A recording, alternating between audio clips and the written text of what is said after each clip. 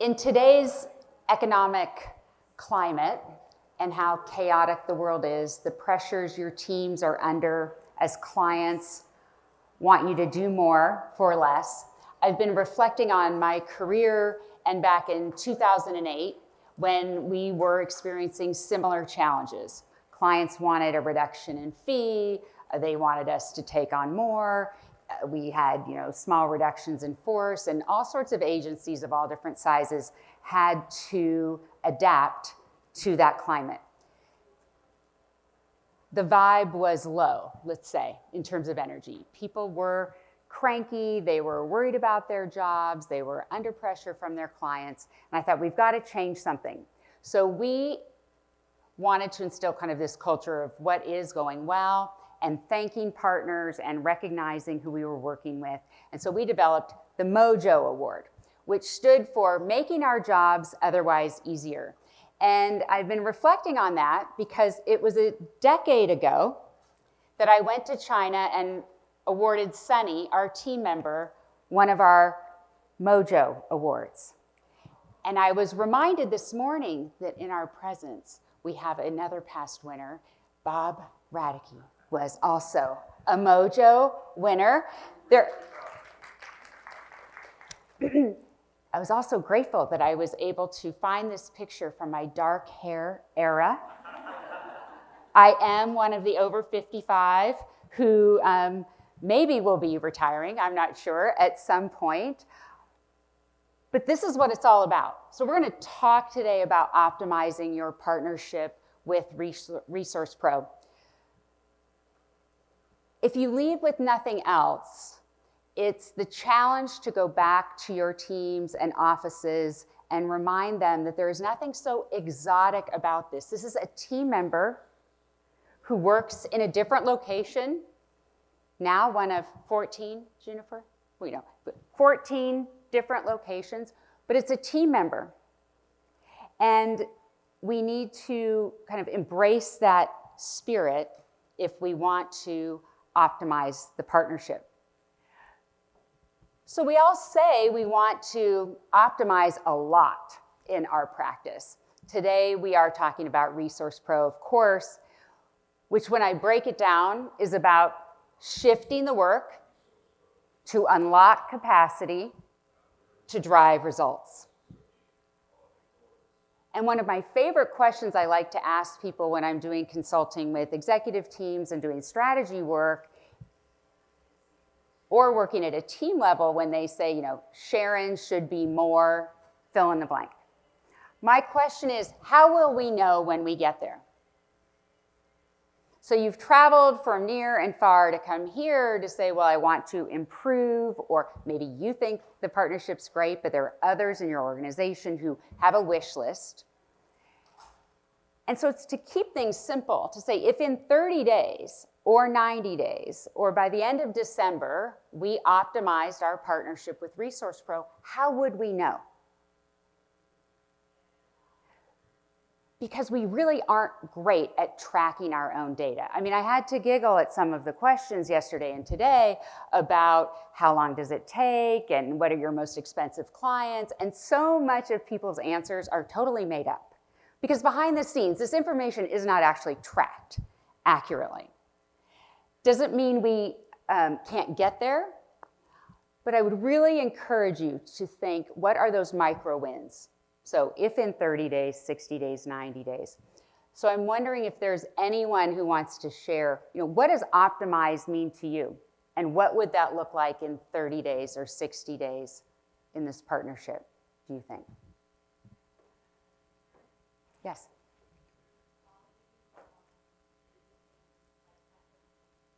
Improve the quality.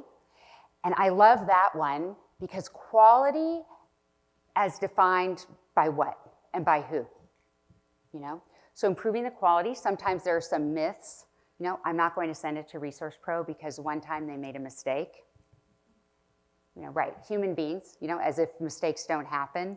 And quality is also another one to just put through this filter of, are we applying different criteria to the quality by our team at ReSource Pro than we actually do to the person in the cube down the hall? The answer might be yes, it might be no. But I think those are good questions to be asking our teams, and especially with quality. Is something an event or is it a pattern, right? That's just a really good clarifying question. Events, we just have to rumble with because this is the world we're living in.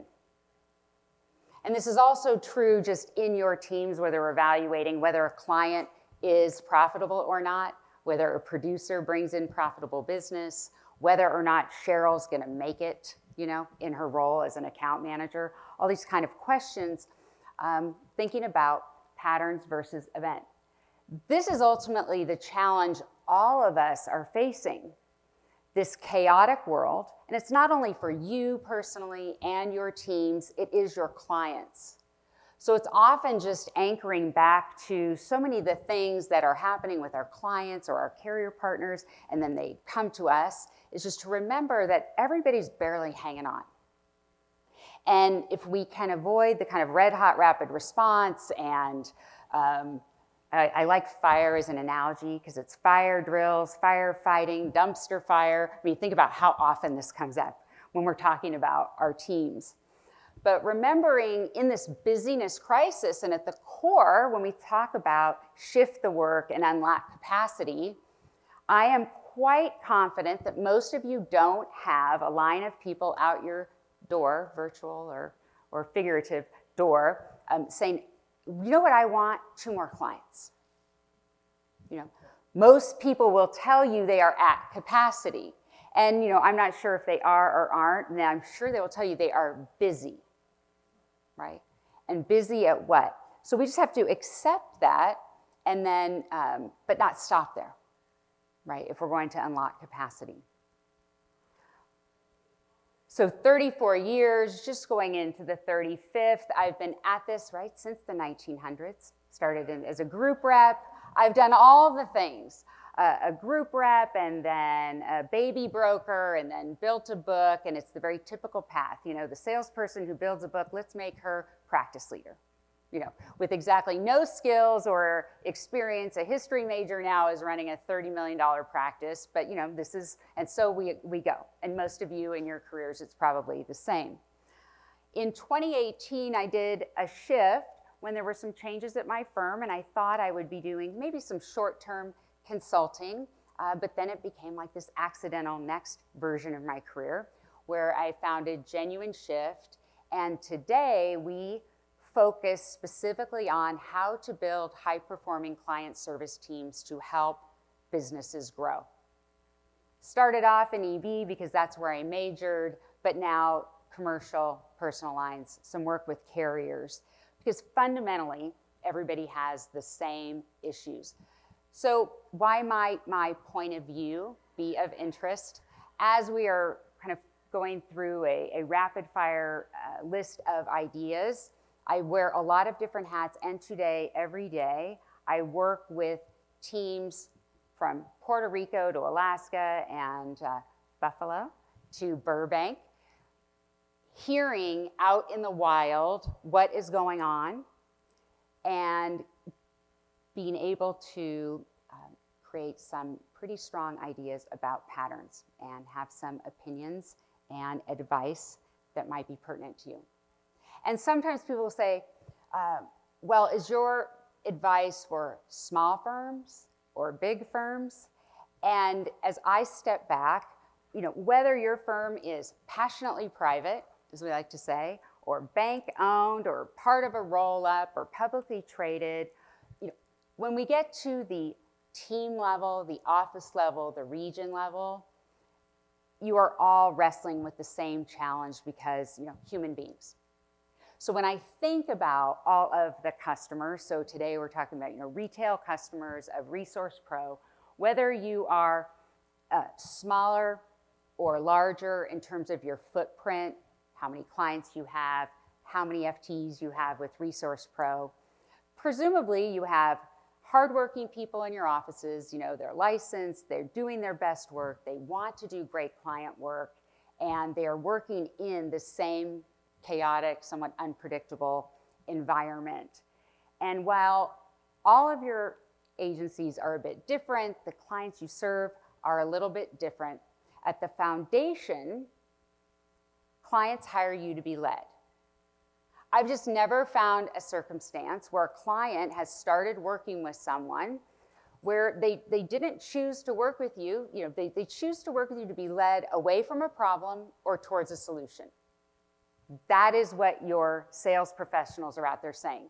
And when you lose a client and you go to the scene of the crime, it is typically because another salesperson at a competitor optimized the confidence gap in your team. It doesn't typically mean that your team didn't understand product or didn't understand policy or legislation or made a big mistake, but somewhere along the line, they got out of alignment with the client, and the client trusted that another team, whether right or wrong, could get them what the outcome was that they wanted. Now, this is one of my favorite slides, because right now you might be thinking, but Jenn, a number of things. But Jenn, and I say, okay, we're going to get real. This can't change, it looks like. It's work done in the US, those supposed to be caps. We can't get more FTEs with ReSource Pro because our clients have high standards, and this works for everyone else, and our producers have high standards. One time they made a mistake. It's faster when I do it. All these things. I'm new here. I'm new in my management role, or our teams are more junior, or our teams are really experienced. And have any of you heard any of these things from some of your teams? And so I accept that I hear those things in our client service academies, whether it's account managers or account executives. This is often when they bring their busyness crisis to us, how to serve their clients. They don't have enough time, and then we challenge them on using their resources. These are the things that come up. And so we accept that, but then we have to get them back to the lead, which is clients hire you to be led. And in order to do that, you have to have the capacity and the time to do your best work. There is no other way. And you don't have to do anything. Oops. I don't know where the picture is on that. All right, I'll now give you an audio representation of the picture that is supposed to be there, which is picture a beach. And there's about 100 people, and they all have their heads in the sand. And so doing nothing is always an option. And my advice to you as you go back, and when I reflect on my career, I had one office that they never put anything in benefit point. I could stand on my head, I could beg them, I could offer to give them cash. They didn't send things to ReSource Pro. They cried all the time that they had too much work. I mean, we all have some of these things. And so when we kind of go back to it, it's like, look, doing nothing is always an option. But nothing changes if nothing changes. So I, as a leader, or if I came in and I was helping you advise your team, or you have that one office or that one person, it's just, I don't know how else we get there to solve the ultimate opportunity, which is optimization. To me, is how do we fuel growth and protect margins? So no matter your team, no matter your size, that is what the challenge is. My point of view is that you can't grow without a team to do the work. Hiring more salespeople is not the answer. I also add, who's training your baby brokers? Your client service team, usually. I don't care how many mentors, producers. And look, there are no villains. I was a producer. I train producers sometimes. But ultimately, that's the other part of your growth engine. And so if your client service team isn't available to help baby brokers close the great new business that you need in order to grow and hit your margins because they are too busy doing work that could be done elsewhere, right? And so on and so forth. So if you are in an organization where sales and client service, it's like Washington, D.C. There should be an appropriate amount of tension between the parties to keep us all in line. But sales, what do they sell? They sell what your people do. And this was reinforced, yesterday in the morning. No matter what AI initiative or what fantasy, the same agencies who can't get salespeople to use Salesforce are saying the solution is certainly AI. You gotta be kidding me. Today, why don't we pilot using our AMS and putting things in a system? Because who's gonna use whatever AI whiz-bang confabulator? It makes no sense, especially at cocktail time. We can talk about that. But we can't grow without a team to do the work. So for some of you, where we talk about optimizing the ReSource Pro partnership, and some agencies think it's a negative when we have to add another FTE. It's like, well, if you've optimized the partnership, it's like if every time I put $1 in a machine, I got $1.50 out. How many dollars would I put in? As many freaking dollars as I could come up with. So it's just an invitation. And look, I don't get any commission or anything. It's just I'm very candid and very practical. It makes no sense to me. And so why wouldn't we use what's working? Well, human beings, they always say that's the problem, right? It's the humans we work with. But when we think about this talent shortage, and especially how it relates to ReSource Pro, I think about Brenda Martinez. Brenda Martinez started at Woodruff Sawyer over a decade ago, and she did the typical path that many of your agencies had at some point in time. She came in as an account assistant, and she did that for about 18 months. We got her license. Then we're like, oh, now you can be an account coordinator for 18 months. Somewhere in that, we started to let her actually sit into client meetings. And then we're like, and then when you do that really well, you're going to be an account rep for another 18 months. And then after you do that, you're going to become an account manager. And now she's actually a senior manager at a very large agency and doing well.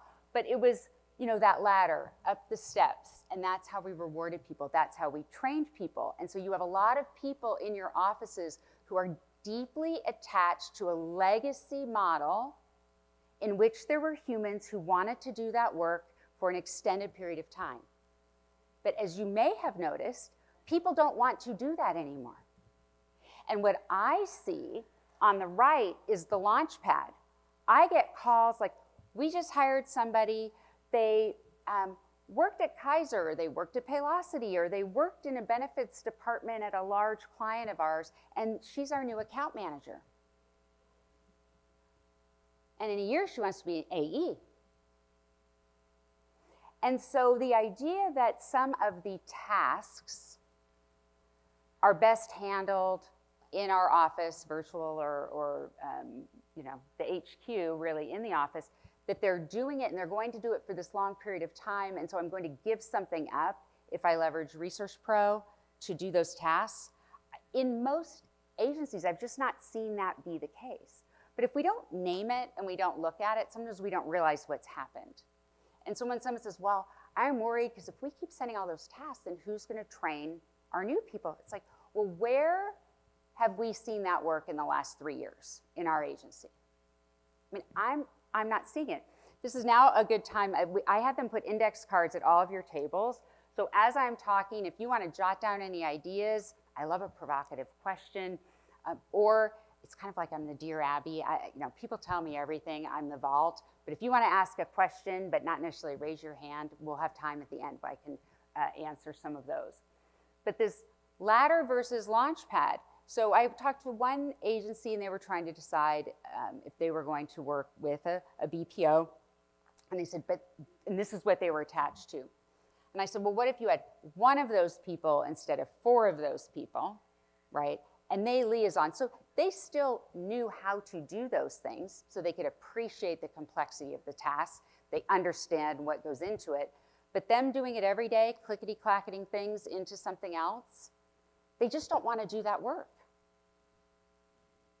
There's little evidence. So, if it's different for someone else, that might be true, but it's something to think about.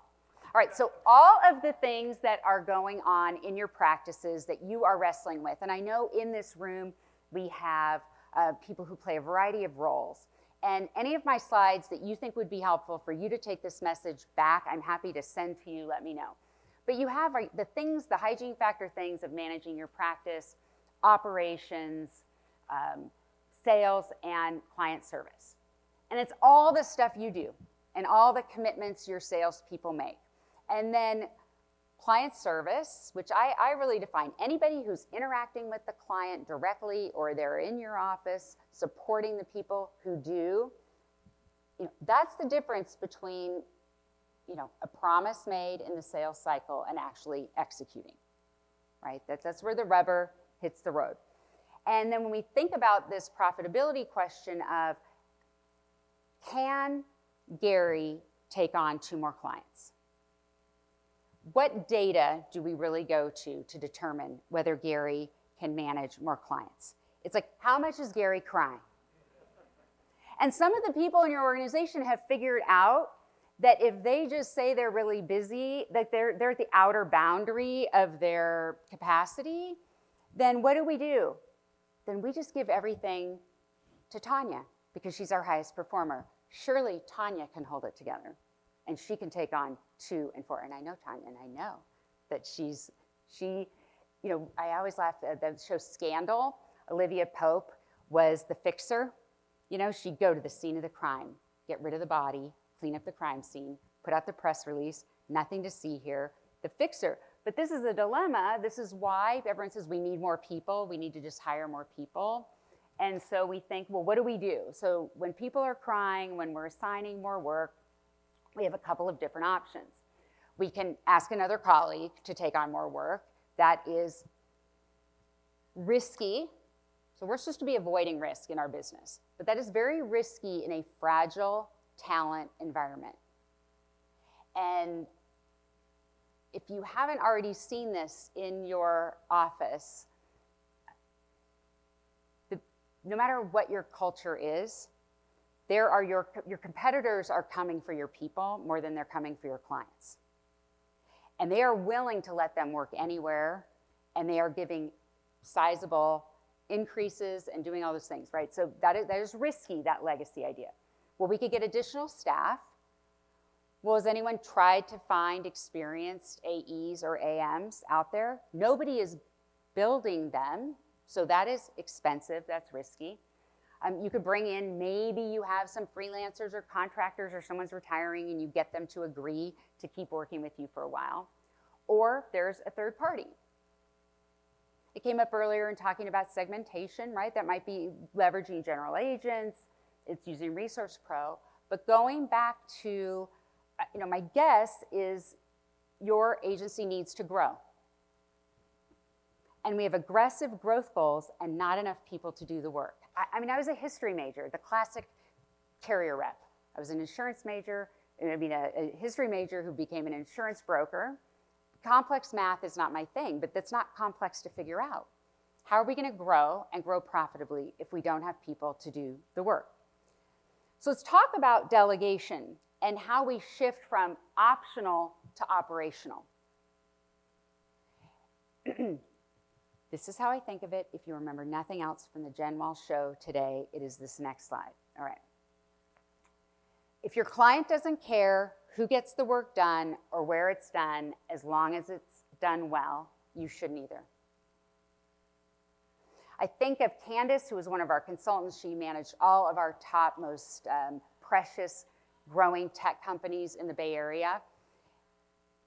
And she was very emotionally attached to doing all her own contract review and would not send it to ReSource Pro, which also meant that it was months behind actually reviewing the contracts. And one day I said to her, do you think Workday will pay us more for you to personally review contracts? Or do you think Workday only wants you to know what matters in United's updated contract and negotiate and advocate for them? The latter. So it's like, if your client's not willing to pay us more for you to craft the original data inputs on the employee guide, you shouldn't either. This should be the filter through everything. Now, for some of you, that might be, it's just getting it out of the death grip of your AE to get it to the AM. right? So sometimes we'll just get up and out. This really is not about Resource Pro. Delegation's a huge capacity problem, just period, full stop. AEs are doing work they shouldn't be doing, AMs are doing work they shouldn't be doing, and so on and so forth. So Resource Pro, if we think about your team members there, are not some just other disconnected operational extension. I mean, that is how the team works. And so everybody should be going through this. If the client's not willing to pay us more because you person did it when somebody else could do it, that's where we have to start. And have somebody defend that as a pattern, they're using your most precious asset, somebody, an experienced person, and their time to do something, it doesn't make sense. And to really get to client service people, you have to challenge their belief that them touching it is better client service. So when I'm working with them, I just challenge them on that. I'm like, so when you do it though, you're doing things the night before. I mean, is that how you hire us? We do your work the night before and it doesn't get peer reviewed and it goes, no. And it just never is the case if you're multitasking or you're so busy that you never even turn off email for 1 hour to give your client your full attention. That actually isn't great client service. But we've, told ourselves that. So another question you could ask your colleagues as you go back is that, is Resource Pro a perk? Or is it a practice? So when I think back, I can't get credit for finding Resource Pro or deciding we were going to work with them, but I was no dummy. I figured out pretty quickly, hey, this makes sense. This is solving a lot of problems for us. So I leaned in and maximized how we worked and built that in. But for many of you, especially the longer you've been working with Resource Pro, that might be something to just think about. Because what we did, it was there, like the sommelier. Where you go to a restaurant, and it's like, well, the sommelier's here. If you need some recommendations on wine, they're there, but you could also just have at it on your own. In some of your offices, it's like, well, Resource Pro's there if you need it. But because people and habits are hard to change, and it's a chaotic, busy world, and some of your team members, they need you to guide them, right? So clients hire you to be led. Some of your team members need to be guided that they're not doing the best work by holding on to it, right? And that it is a practice, that delegation is the only way we can grow profitably. Another way to think about it is subscriptions. I don't know about you, but like my kids, I'm always getting texts like, do we have a Hulu? Do we have a Peacock? Do we have the Netflix and Spotify accounts? You pay for however many FTEs at Resource Pro. It's included, right? So when we lead a finding time to do the work modules in our programs, we're like, okay, you're so busy, and then we tie 6 tips and they all have a B theme. And as it relates to today's conversation, we call it bonus hours. Bonus hours have been purchased for you by your agency that are available. Now the bonus hour might be, it's the account manager or the account assistant, or you've created a relationship with a GA that you're paying for, but bonus hours are available.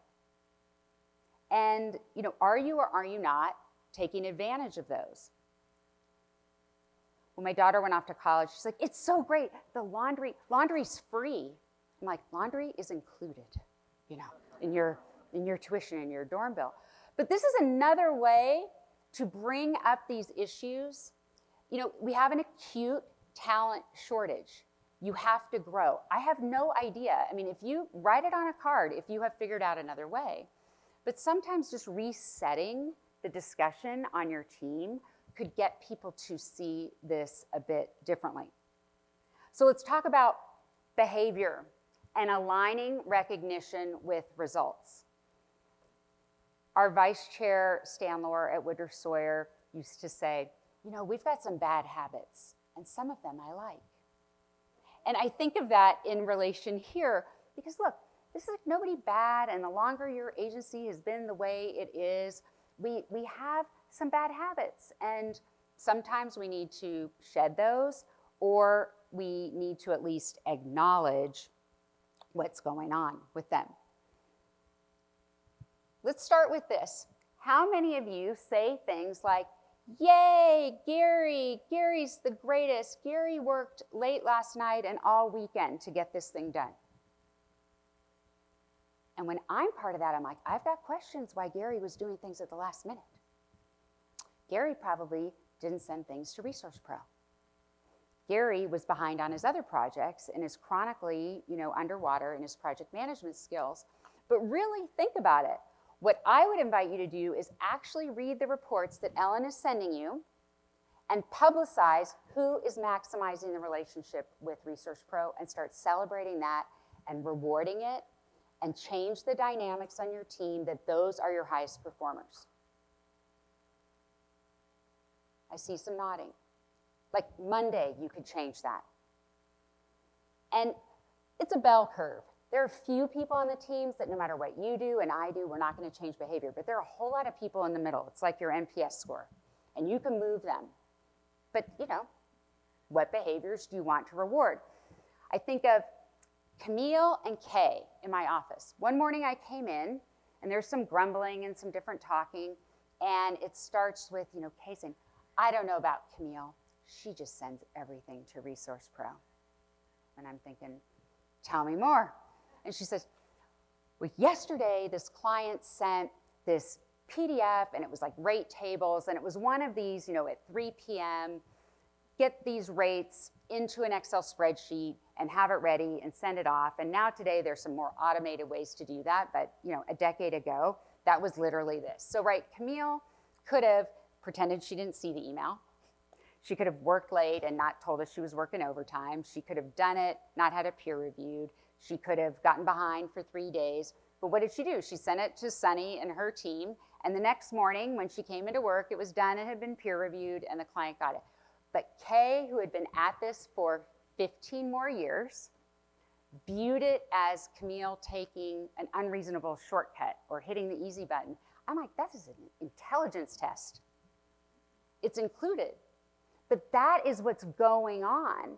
And when you are busy, these are sometimes the people, and there's no villains, but if they have not seen that behavior rewarded, or they have not heard it repeatedly acknowledged as the behavior that is what we want, that is going to unlock us having better client service, it won't change. And then there's another category of people, I do think this is going to work, that they just think it's risky if anybody touches it other than them. Because we've grown up in a business, or they work with a producer who has created this fantasy that, everything has to be perfect. There can be no mistakes. They take it very seriously. And so they want to delegate, but this is them.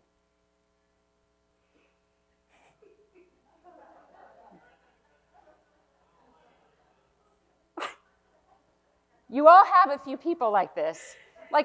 I will, but literally, look at his heels are literally no. Also, I love TikTok. I don't craft. It's my guilty pleasure. I know, judge me, whatever.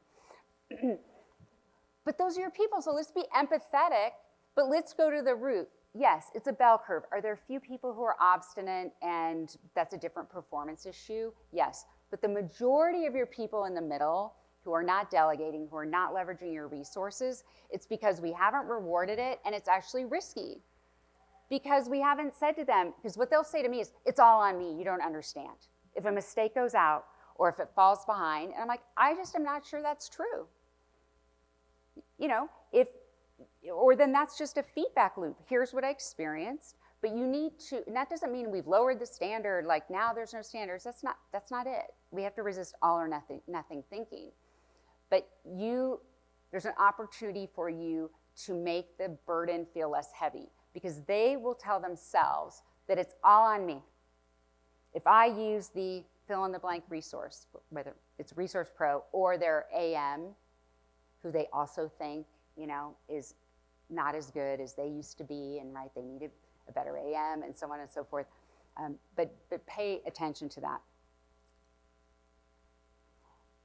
And then address the elephant in the room. And for each one of you, that might be a little bit different. It might be the team or the office that no matter what you put out there, right? So again, look for patterns. So when somebody wants to make it about Resource Pro, I would say go to 30,000 feet. Where is that part of a broader pattern with that team, that office, that there's nothing that they get on board? I don't care if it's your captive strategy, if it's your Ben admin system that everybody was in a work group and decided this is going to be who we're going to pick, except for they do their own thing, right? They don't put anything in your AMS, and they also don't use Resource Pro. So when you're making a business case for change, and say, look, I've reached the outer boundary of what I can do. This seems to be part of a pattern. And then going back to the blank slide, but doing nothing is always an option. Your agency, your firm could decide we are going to continue to let them do their own thing. I was the broker for Netflix for years, and so an analogy that sometimes works is that they're your DVD office. And then you have a streaming office. And it could make perfectly reasonable business sense for your organization to decide, okay, we're carving them out. They are exempt, but somebody needs to make that decision. It can't be the elephant in the room that we all pretend that they're on board, except for they're not on board. That makes it just very difficult to reach our growth and profit goals. I'm like, I don't know how to do that. But these are uncomfortable conversations. Again, people. Or, they're the owner's son. They do whatever they want, or daughter. But okay, but then let's just decide that. Or we bought their agency and we told them that their team could still do that work and they don't have to, ship it off to China. This is the stuff that's out there. Okay, but then how are they gonna hit their profit goals? Or do the rest of us have to have higher profit because they're gonna have lower profit? Because that's how those numbers work. And then somebody else has to participate in that discussion. The other area where the elephant in the room is producer behavior. Some of your producers are not profitable. And so we have to think about like the leaderboard. And again, there are no villains. Usually it's just what behaviors do we reward. I wrote an article for Leader's Edge, I think it was January edition, and said, look, if we allow producers to sell anything to anyone at any time for any price, there is a consequence of that. I'm not emotionally attached to a model, but if in November, a producer who's been looking for a deal since January, and they let it slide, and they don't reduce what we say we can do, but they let it slide to November, and then we pretend we don't have everything else. I mean, there's a cost to that. Like, how do you staff for that? Now, I could do it, right? I could do it. I could have a couple of people who work a half a book because we want them always available to implement and follow through on those deals. But let's not pretend that that doesn't have a consequence. The other can be, the producer doesn't get the slide deck done on time, and so your individual can't get it to Resource Pro to get the process underway. And so then the producer sends it the last minute, and then they don't feel empowered to renegotiate the deadline, right? We don't understand because my producer and I have to do this. So understanding the workflow as opposed to workload. So asking open-ended questions, and I always use, there are no villains here, because you don't want to, it's not about getting someone in trouble, it's just help me understand the workflow. Will really help you. The two things, and we'll come back and I'll take a few questions. There's a whole lot of things you'll leave this conference with. My team used to be terrified because I get on the plane and be like the idea factory, like 37 things. Let's start them on Monday, right? You might work with some people like me. But just pick two. Pick two tasks that you could decide that at least 90% of your team could get on board, that it's not optional to use with Resource Pro. We're going to operationalize that. Just pick two. And then the other is to really just digest my observation about what behaviors do we reward here. And how could we have two things are true. Of course, we appreciate when people pitch in and get things done. And also, in order for all of us to do our best work for our customers, we have to, shift the work and unlock the capacity to help us grow. All right, it says 5 minutes here. Are we good? 4 minutes. The not confident monitor. I am rebranding this. I would love to connect. I opine on this kind of stuff a lot on LinkedIn, so I'd love to connect. If anyone jotted down any cards or has any questions, I'm happy to collect those or answer any questions. Yes?